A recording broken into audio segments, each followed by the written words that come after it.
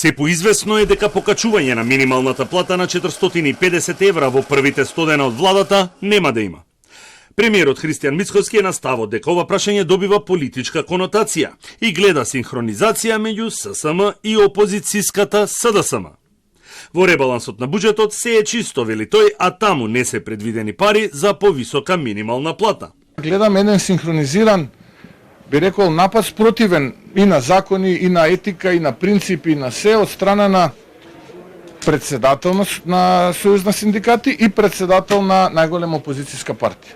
И тоа мене ме доведува во ситуација да размислувам дека тука има политичка позадина. Јас ја разбирам потребата од зголемување на платите.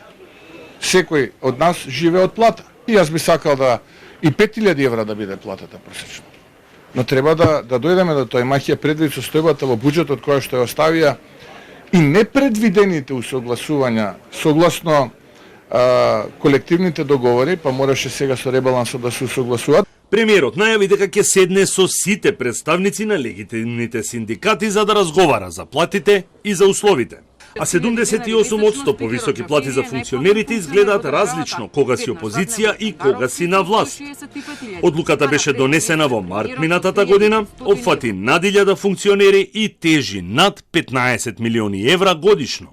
Последна работа што треба да се направи е да се зголемат платите на функционерите. ВМРО ДПМН бара веднаш да се намали и коригира коефициентот за сложеност на работното место, со што би се намалиле платите на функционерите. Функционерите не смеат да бидат граѓани од посебен ред, туку слуги на народот. Денес премиерот соопшти дека покачувањето од 78% ќе биде дел од законско решение заедно со коефициентите на сите вработени во јавната администрација, но одлуката нема да биде повлечена. Премиерот Мицкоски ветува дека дополнително зголемување на платите нема да има.